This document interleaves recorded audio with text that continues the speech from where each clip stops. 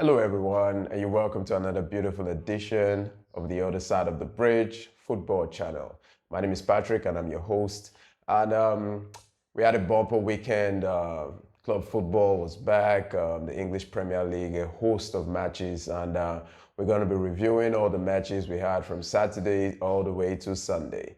And to kick off the show, we're going to be looking at the match between Manchester United and Southampton. Now, I would say kudos to Manchester United. I really didn't see a 3-0 victory coming. I think I predicted 1-0. But hey, the boys were on point. Rashford, Garnacho, the Leeds, all on the score sheet. I think Rashford had an awesome game. With 3-0, well, it could be flattering because Southampton really didn't put on a fight. Hey, United could have walked away with that almost 4-5-0.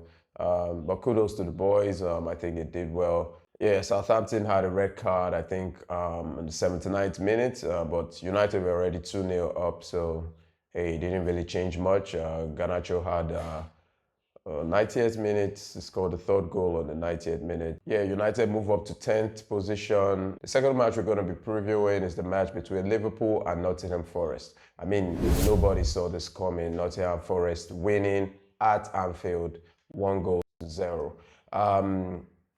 It was a crazy match. I think Liverpool kind of underrated them because in the first half they had a couple of chances. Luis hit the woodwork, and I think another player hit the crossbar at some point in the first half. Nottingham Forest were playing an all-round defensive game. They choked up the midfield. They didn't have their wingers, the likes of what's the guy from Manchester United now? But Hudson-Odoi was on the bench alongside with Elanga, yeah. Elanga was also on the bench. So they were really not going for it in the first half.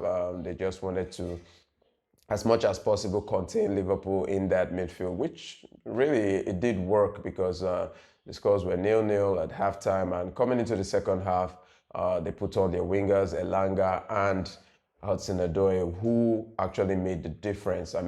Beautiful goal from Hudson-Odoi. I still really don't know why Chelsea sold him to Nottingham Forest, but hey, he's scored some, beauties coming up from the left to his right and, curling the ball in. Liverpool will be disappointed by the loss at home. They were unbeaten before that match, and Nottingham Forest, pulled the rabbit out of the hat and gave them a heartbreak at Anfield. It was about 70-30% possession to Liverpool. Liverpool had 70% of the ball, but Nottingham Forest had the higher shots on goal. Nottingham Forest had about 5 shots to Liverpool's 3. So yeah, Liverpool may have bossed the game around, especially in midfield, but Nottingham Forest more than held their own in that match. So kudos to them for picking up the win. And Nottingham Forest is another unbeaten side in this Premier League season. I think they have 2 draws and probably 2 wins right now. But I know they don't have any loss so far, which very good work. Kudos to them. The third match we're going to be looking at is Manchester City versus Brentford. Brentford came up with a scare as early as the first minute. Beautiful goal. Man City didn't see that coming, but I think they responded very well. Especially the long ball from Ederson all the way to Haaland, and Haaland doesn't miss chances like that. One-on-one with the goalkeeper, brushed the defender aside and slotted the ball in very well. Yeah, you'll be surprised. A lot of teams like to play from the back, but you can see how well Manchester City can mix it up.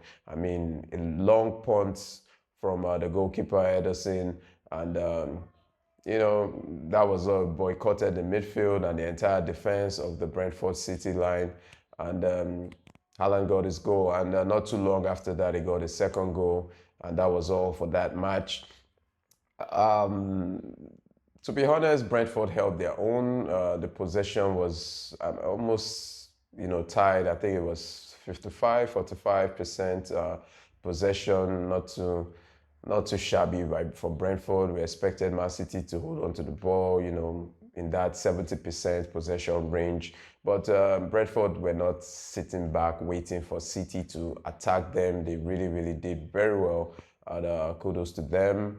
2-1 loss. I think they can take, a lot of positives from that match, and come out even better in the next match. Now, Fulham, West Ham. Yeah, it's a match I predicted a draw. Yeah, I think I predicted a 2-2 draw, but the match ended in a 1-1 draw. They did quite well playing Fulham at home. Fulham had a penalty shout when Amanda Traore was brought down, but the referee didn't point to the spot. I think it was soft, but I also think he got contacted by the defender. But hey, we've seen those kind of penalties given. So they may feel robbed, but hey, it was in the first half, so they had a lot of opportunity, to recover. But they ended 1-1.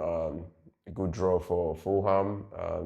On to the next match. Now, Crystal Palace, Leicester played out a 2-2 draw. I did predict a 2-2 draw for this match, and yeah, they didn't disappoint. Crystal Palace really, really played very well. They had a lot of possession. Leicester City, as usual, Jamie Vardy. I told you you can't keep this guy out of the news. I mean, a wonderful goal. He has this ability to read situations and trouble that back line. He stole the ball, beat the keeper, and beautiful goal, I think, to make it 1-0 or 1-1. The match ended in a 2-2 draw. The two teams cancelled each other out pretty much, and yeah, another Crystal Palace seemed to be, looking good this season. For a couple of seasons, they were involved in that relegation fight when before Roy Hodgson came in, and I think they progressed from there.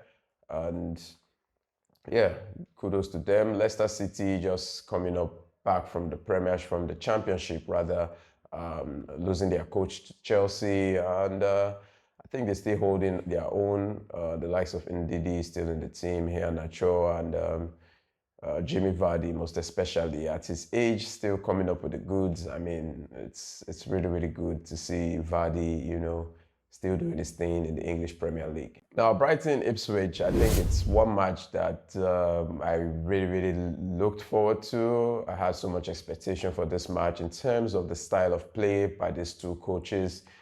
It turned out to be a 0-0 draw. Not necessarily boring. I think the two teams canceled each other out. Brighton had a lot of possession, about 69% of the ball, but unfortunately it didn't result to any goal. Kieran McKenna, I think, having a draw against Brighton, who started this match I think they were third on the table, if I'm not mistaken. I think that's a very good draw for them, playing Brighton at home. And they'll be looking forward to their next match. They started the season playing two of the big boys. So I think they can henceforth, try and get points on the board and probably move, much, much higher off the table. And to Brighton, well, I really don't know what happened. I really, really thought they were going to win this one. But unfortunately for them, they had to settle for a draw. Now, for me, the match of the weekend was Aston Villa-Everton. I mean, it was an excellent match. Everton started like a house on fire, 2-0 up sometime in his first half. Beautiful goal by McNeil. I mean, McNeil was at the end of everything good for Everton. Wonderful left foot on him. He really, really troubled that Aston Villa backline. Scored the first goal, assisted the second for Calvert-Lewin from a set piece. Beautiful header. He rose highest to head the ball into the net. Thankfully, Villarreal didn't chuck that one off for offside because I think it was a very good goal. And yeah, it felt like deja vu for Everton. Their match against Bournemouth, where they were up 2-0, and unfortunately for them, Bournemouth came from behind to win the match 3-2. I mean, the handwriting was already on the wall. Immediately, Oli Watkins puts Aston Villa, had his goal for Aston Villa to give them, make the scores 2-1. At that point, Everton knew, hey, something is going to happen. And possession-wise, come on, Aston Villa bossed the whole game. I think it was about 79% possession to Aston Villa, about 8 shots on goal, 8 shots on target. I mean, they were running riots after their goal. Oli Watkins, second half, got a second goal. Beautiful goal. I mean, Watkins, yeah, it was much maligned, especially in the match against Arsenal where he missed a couple of easy chances. But he got his first goal of the season along with the second, and he could have had a hat trick. At some point, Rodrigo, played the ball from the wing, but he played it a little bit too forward. It's supposed to be him tapping into an empty net while sliding, but the ball was way too ahead, and you can see the frustration on the face of Watkins. I mean, but hey, this match got turned on the head when John Durant came in. I mean, I kind of understand why Chelsea wanted to go for this, kid. He's still 20 years old, so he's quite relatively young. Man, this guy scored a banger. I mean, a left foot shot from way, way, way outside the box. And it's called in excellently, to the top right corner of the goalkeeper. He could do nothing about that shot, and that made the score 3-2. It was a worthy goal, for a beautiful match. Everton had a couple of chances. Calvert-Lewin hit the crossbar. I mean, it's a real pity for Sean Dyche because I think his boys they really start the games well. They do all they need to do, but for some reason, they kind of lose steam, in the second half and give the opposition the opportunity, to come back into the match. I think this Aston Villa team is one we really need to look out for. They're really doing some good things. They added some good quality players to their team, the likes of Barkley. They already had the Belgian that came in from Leicester City. I can't remember his name. So the squad, they held on to Oli Watkins. They held on to John Durant. The defense line, they have Paul Gomez. Very, very good team. They still have the likes of Tyrone Mings, still injured, to come back in. And I also think their captain, did some excellent work down that right flank. Man, it's a really, really complete team. Kudos to them. Even though they sold Luiz to, I think it was Juventus now, but you can still see that midfield is still ticking. They're still in the Champions League. I really don't know if they have enough players to play on two fronts in the Premiership and also in the Champions League. But I think, they're one to watch, especially with the coach, former Arsenal coach, who I think was kicked out way too early. You can see he's doing a lot of good things for Aston Villa. So good match, wonderful match. Kudos to Aston Villa once again. Now, the last match on Saturday was, of course, it's going to be my headline match. Chelsea versus Bournemouth. Hey, guy. In Vitality Stadium, Chelsea playing Bournemouth. Well, it's usually a little bit of a difficult match for Chelsea, but I think it was one that everybody expected that will scale through easily, but there was nothing easy about this match. Bournemouth held their own. In fact, they troubled Chelsea a lot. If not for some fine saves by Sanchez, I mean, we could have, been, down by 2 goals or more, in the first half. They had a penalty, a very, very, very, very needless back pass by Fofana, put the goalkeeper in a whole lot of mess.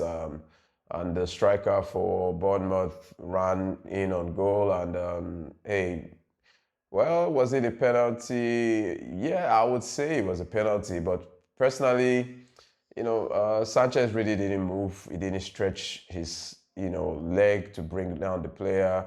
Yeah, you might say they collided, but at the same time, there's no ref that wouldn't give that as a penalty. So he had his penalty, but he pulled off a fine save, saving Chelsea or saving Fofana from, his blushes.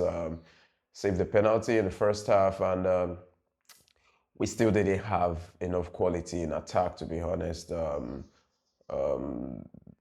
Jackson, every time he was in on goal, he either shot straight at the goalkeeper or, he couldn't really do much with the ball. I think also Cole Palmer seems to be trying too hard.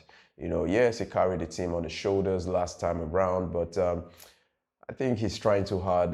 Cole Palmer was usually silky, smooth, he hardly breaks his sweat when playing ball. But you can see, he's always running down way, way, way into the midfield to try and get on the ball. I think he should concentrate on the good parts of his game of last season. Just, let the ball come to you. He's more deadly or more useful for us closer to the box 18 of the opponent rather than in the center circle. And I think it's something that Enzo Maresca really, really needs to correct in his gameplay. Madueke started on the right. Personally, I think he didn't really do much. He's had some stellar performances for Chelsea and England already, but in this match, nah, he didn't do much. Same goes for Pedro Neto on the left. I mean, he didn't really offer much on the left. I really don't think that's his best position. Like I said before, he ought to be playing on the right flank, maybe deputizing for Madueke. I really don't know. Axel Disasi on the right, I mean, he had a terrible game, very, very terrible game. And I think that right back role became better when Fofana moved to the right and Tosi Adarabiayo stepped into that central back position. But hey, I think the player of the match, rightly given, goes out to Jadon Sancho. I questioned this deal when he was coming to Chelsea because we're already way, way stacked on the wings. But come on, you could see his quality shine through. He did the basic things, like the things we expect to see from the likes of Modric, running with the ball, dribbling the players with ease. Come on, man. I don't know whether it's because we've been having so much lackluster players in our squad that when a player comes and does some, things that you may consider basic, does them very, very well. Wow, by just 15 minutes, the fans were already singing his name, and that shows how, good, he was when he came in. And yeah, he was a source of terror to that Bournemouth right back who had to be changed. I think it was their captain, Adams, he had to be changed, and they brought on a much younger player, but still, Sancho, played out his flesh, like he had something to prove. But you could see he was doing it with relative ease, he really didn't sweat to do any of these things.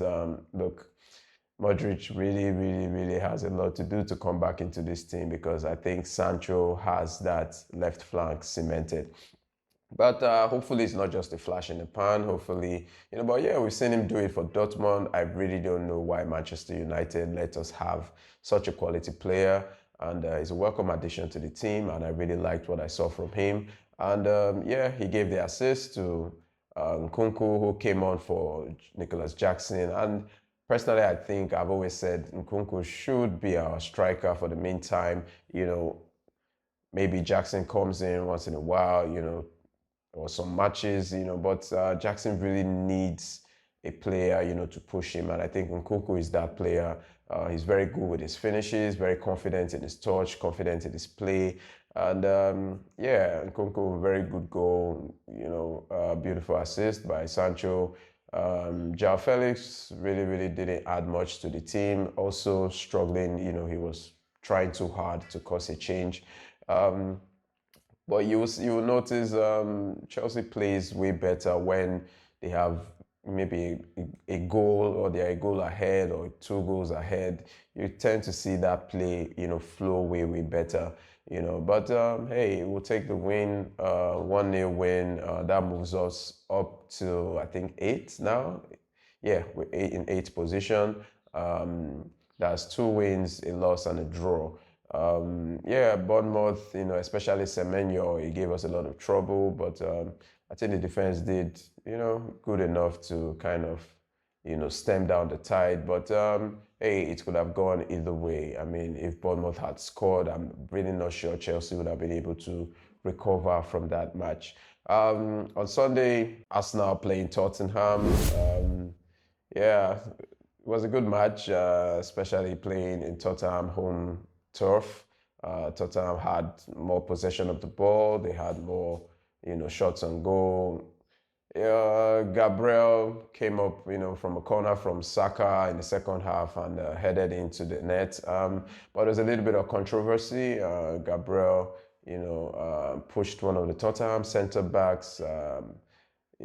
Before heading that ball. The VAR looked at it, but real quick, they didn't really see anything wrong with that. I think a two-handed push on the center back. Yeah, he didn't fall to the ground, neither did he, get off balance. He had an opportunity to recover, but maybe he felt the ref was going to blow the whistle, so he didn't bother to jump. And immediately, Gabriel headed that ball into the net. He turned around to look at the referee like, hey, are you not going to blow that? But I think he should have played to the whistle. Yeah, it's a 50-50, some refs would have chalked that goal off, for that push, which I really think that goal shouldn't have stood, because of the push. It was blatant, and I think with VAR, that goal shouldn't have stood. Whether he reacted or whether he fell or not, a push is a push, and it caught him off balance. Yeah, so Arsenal went on to held on for that win. We got to see the likes of Raheem Sterling come on for his debut. Really didn't do much. Also, Gabriel Jesus, stepped into the pitch. He's not really been used that much by Arteta. I think Arteta prefers playing Kai Havertz as a striker, which I really, really don't know why, because Havertz, yes, he has his qualities, but Havertz is not that player that's going to get you 20 goals a season, So, and that may just be the issue for Arsenal this season, scoring goals. Yeah, they were able to do that last season, but when push came to shove, they really didn't have enough goals. Matches they were supposed to win, they drew. Yeah, probably, January is still around the corner. They really, really, it's very clear they need that, killer goal striker, goal scorer in their team. And for the last match, we had Wolves against Newcastle. Newcastle won this one 2-1. Quite an entertaining match. As expected, I think we expected Newcastle to win that from Wolves. So no stories there. I think Newcastle is up to third or fourth now on the table. Sandro is back. He came back in the last match, and you can see he's really making that difference in midfield for the Newcastle team. Yeah, so that's all for me from the EPL review. We'll be looking forward to the Champions League matches coming up tomorrow and Wednesday, and we'll also be, previewing those matches. So stay tuned. Do like and subscribe to the channel, and I'll see you next time. Bye.